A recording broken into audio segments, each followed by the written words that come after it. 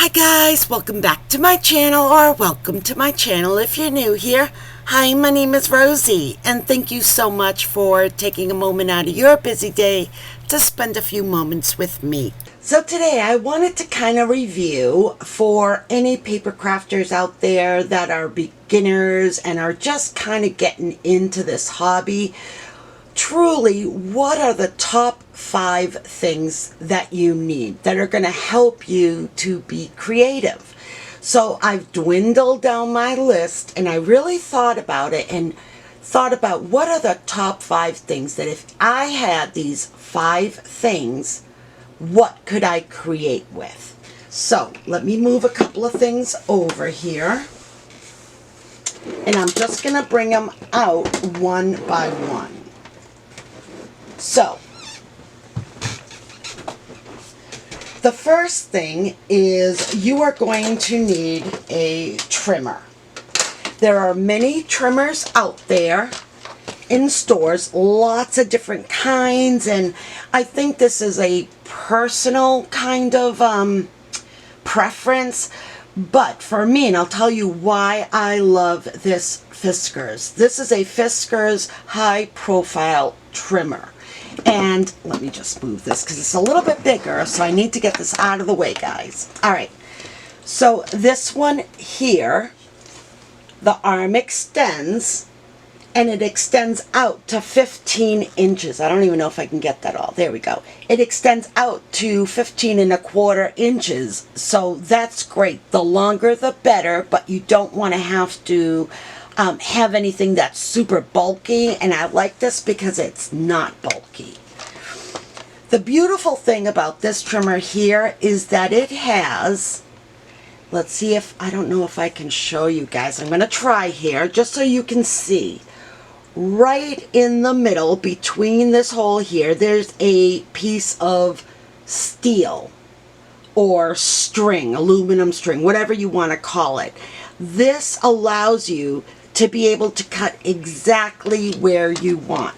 Because a lot of times when we're trimming things, we're kind of somewhat guessing where this track is and where it's going to cut. With this precision piece here, there's no guessing. You know exactly where it's going to cut. So that's why I love this one here. It also has a locking mechanism as well. I only use this for certain things. I really don't, generally I don't use it. I use this mainly, let's see, when I'm working with smaller pieces of paper and I kind of want to I need to make sure that it's held in place, because if you're trimming larger pieces, I'm typically holding on to the paper, but if they're smaller, then I use the locking mechanism. So this is my my trimmer. I have others. I've used others, but this is my main go-to trimmer. Now, the bad part, I find, and maybe it's just because I do so much crafting, but the blades don't really seem to last that long. After a while, it leaves little bumps, little ragged edges on your paper, and it's so annoying. So I do find that I have to replace these blades, I would say frequently. They're not that expensive. I think they're $7.99 for 2, but if you're using them a lot, it starts to add up. So I'm always buying blades and putting them away, and that way I'm never left with not having any. So there is my trimmer of choice. So you're definitely going to need a trimmer. Let me put this off to the side. The next thing that you're going to need is a scoreboard. And mine is dirty because, like I said, I use this all the time. This is a Martha Stewart scoreboard. This has been my ride or die scoreboard. I have used this for years and years, and I have another one that's in my tool section of my craft room, just waiting for the day that this one no longer can serve its purpose. Now, because it has the ridges, that's what a scoreboard is, you're going to get tons of, glue and paper and gunk. So I don't clean this all the time. I only clean it when it really starts to affect my ability to make a score. But you're going to need one of these. Now you can pick up a full one, which is a 12 by 12 or 12 and a half by 12 and a half, or you can pick up a mini scoreboard. This is by We Are Memory Keepers, and this is a mini scoreboard. This one here, I use them actually both, and I would say that if you're a beginner, go with the larger one, because more than likely you're going to be working with larger pieces of paper. So it would be just, I think, too awkward, too difficult to kind of work with a 12 by 12 on this scoreboard. And this one here only goes up to 5.5 as opposed to 12.5. So if you're a beginner, go with the larger one, and then over time, if you find that you want to pick up some more pieces, definitely pick up a mini scoreboard, because this will come in handy as well. They both will. But again, for a beginner, start off with the larger scoreboard. Let me put that off to the side for a second. So here you have a little compartment, and it gives you little cheat sheets here for different things that you can make, and it gives you the measurements, and it's also a place to house your bone folder. The nice thing about this is that you not only have your measurements going along the top, but you also have them going along the side. So that's really helpful as well. Also, I like the scoreboard because it shows you increments of 1/8. There's a lot of times where I'm using the measurements of 1/8 increments, so that really comes in handy. So I would say definitely pick up a larger scoreboard, and down the line, if you want to add some tools to your inventory, definitely pick up the mini, because you're going to thank yourself later for using it, for buying it. Okay, so there's the scoreboard. All right, next up is adhesive. So in the adhesive game, there are lots of different types of adhesives out there, and again, it comes down to personal preference. I think a lot of these things really boils down to personal preference.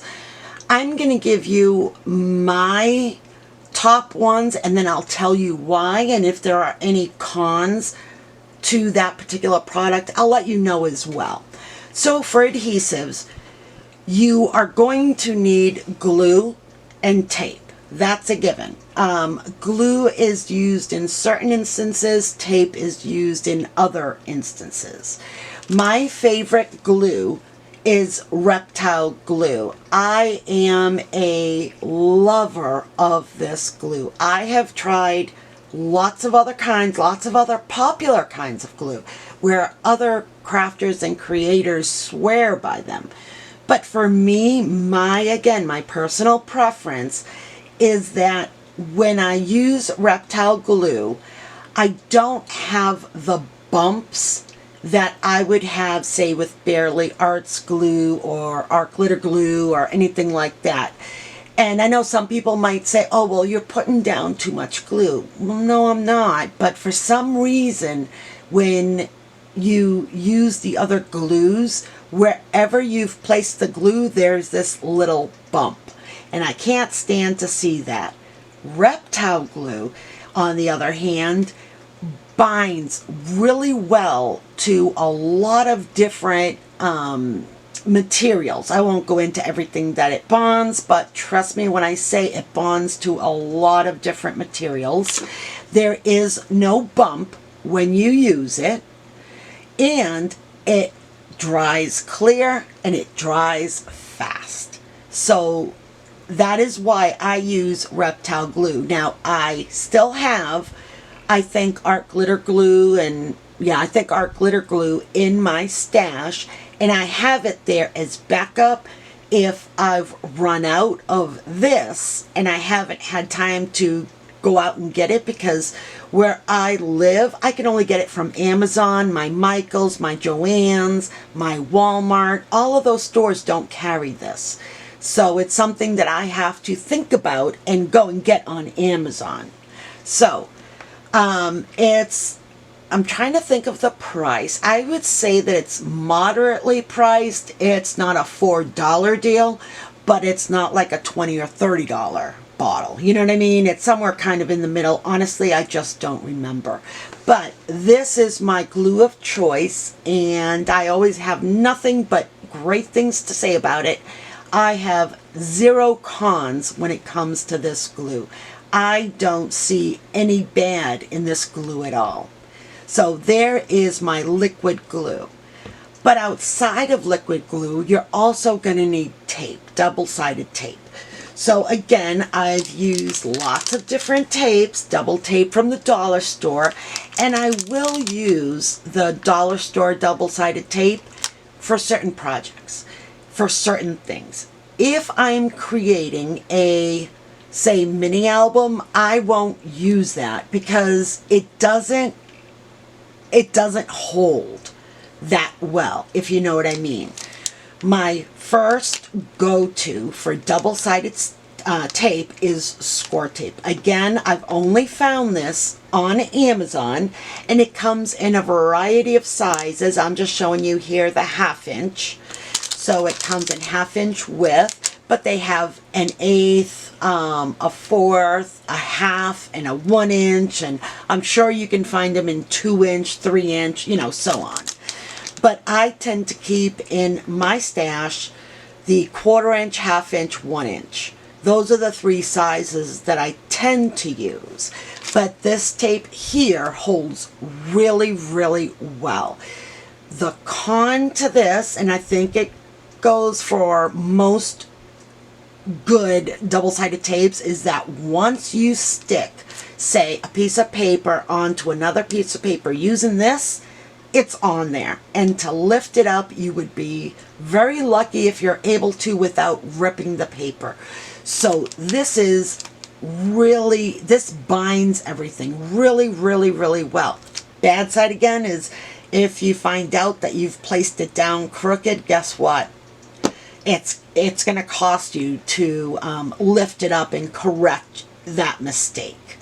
But again, it holds, and that's ultimately what you want, right guys? You want it to hold your project, especially if you're selling at a craft fair or on Etsy or Facebook Marketplace, wherever. You don't want your project to come undone.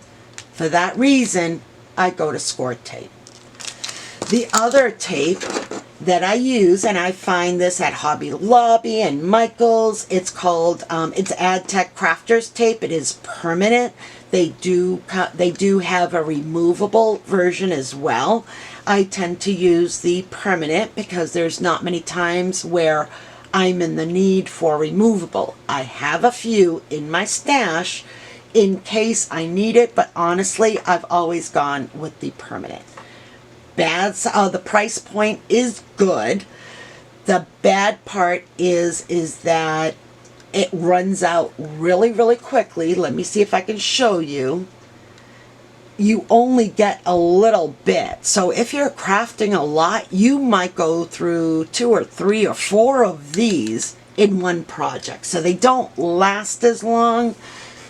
Probably why their price point is so low. And this is double-sided tape, so there is that. Now you can also buy refills for this. Open this. So you can buy refills and just keep, you know, adding it when you run out. So these are the 3 different adhesives that I tend to use. Again, these are the ones that I strongly recommend. Again, personal preference, that you pick up, that every beginner should have in their inventory, in their stash. Okay, next is rulers. You're going to need a ruler. I would say if you're a beginner that you opt for a T-ruler to begin with. You can always go out and buy all the different other rulers that are out there, but to begin with, start with the T-ruler because this is going to help you to line up and to make sure that whatever you're placing down is perfectly straight. So for that reason, I would say to begin with, start with the T-ruler. Get that in your stash, use that, and then as you're buying more things, you can opt for other rulers.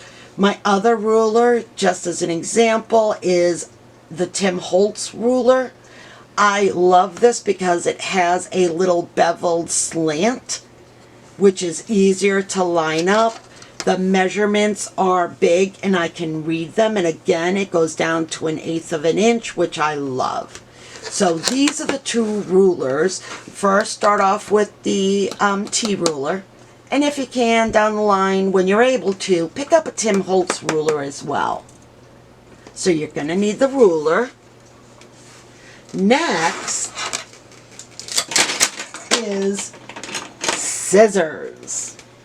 Alright guys, these are so important to have. I can't even begin to say that enough. Let me pick up, there's another one that I had somewhere here. Okay, I don't know where I placed it, but so you're going to need a pair of regular scissors, just regular scissors, the bigger kind. If there is a Fiskars or something like that, you might want to pick that up, but definitely pick yourself up a good pair. It doesn't have to be an $80 pair of scissors, but they do have to be a good pair because you're going to be using these a lot. Again, it's personal preference as far as, you know, the rubber handles and if it's ergonomic and, you know, all this stuff. But I would say just pick up a standard good pair of large scissors because these are indispensable in your inventory. You will go to these time and time again. Now, the other important thing that you're going to need is a pair of mini scissors that have a precision blades here. So let me see if I can see here. See how small? These precision ones you're going to need. These here are just, I use this for everything. Fussy cutting, I use both scissors for fussy cutting. But in my opinion, you're going to need both. You're going to need the larger and then the precision. If you're just starting out, just get yourself the basic larger good scissors. And then when you're ready to add to your inventory, definitely pick up a pair of precision, almost like a needlepoint, pair of mini scissors. So there is those two. And then my last one as must-haves are a bone folder. There are so many bone folders out there. I mean, I couldn't even begin to give you a list of all the kinds that are out there, whether or not they're real Teflon and this and that. You know what, guys? You don't need all that fancy stuff. When it comes right down to it, all you need is a good, sturdy bone folder. That's what you need. This is by Recollections. I got this at Michael's. There's many, many, many kinds. But I like the size of it, and this works just as well. Now you can see that I've used this quite a bit as it's all like banged up and it has glue on it. And so just get yourself a good pair. Not a pair. Pick yourself up one.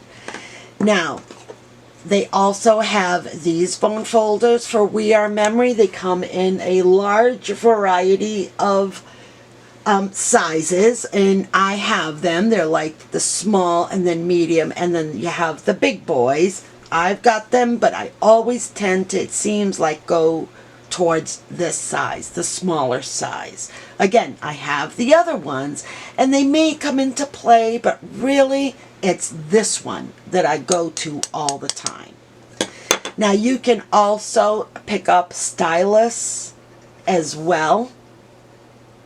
These are rather inexpensive. The dollar store has one, and I picked it up just to try it and to see, and it works perfect. So head to your local dollar store. For $1.25, you can pick one up. This one here is a We Are Memory Keepers tool. I am a huge lover of We Are Memory Keepers. I think I've bought almost all their stuff, not everything obviously, but I mean, I have a lot. I am a great supporter of that company. I love them. Their tools are always really well made, and they're really thinking with the crafters in mind. So again, if you don't have one, pick up one of these, or head to your local dollar store and pick up one of those. So that, my friends, is the top 5 things that I would say any beginner should have in order to create. Again, there's always time to branch out and to try all these different things and different tools that are out there. There's just a huge number of items that are out there that are meant with us in mind and help us to create, and they're fabulous. But I really don't think that when you boil it down to creating, it's not what you need. It's what you want. It's an extra. It's, you know, something else that you can have, but it's not truly what you need. What you need are these 5 items. Alright guys, I hope you liked today's video. I had a lot of fun thinking about this and really thinking about how I craft, how I create, what is the best advice that I can give to those that perhaps are just starting out and don't know kind of like what they really need in order to create. So, if you like this video, please smash that like button, and don't forget to subscribe to my channel if you haven't already. And if you have, thank you so much. Your support means the world to me. I am a new channel, and your liking this video, you hitting like on the video, you subscribing to my channel, all of these things help to have my channel grow, because ultimately what I want, my goal, is to be of service to you all. I'm here to help all of you in whatever way that could be. So, again, subscribe if you haven't already, and don't forget to hit that notification bell if you, just to make sure that you're notified when I upload a new video. Alright guys, until the next time, stay safe, be kind, and keep it creative.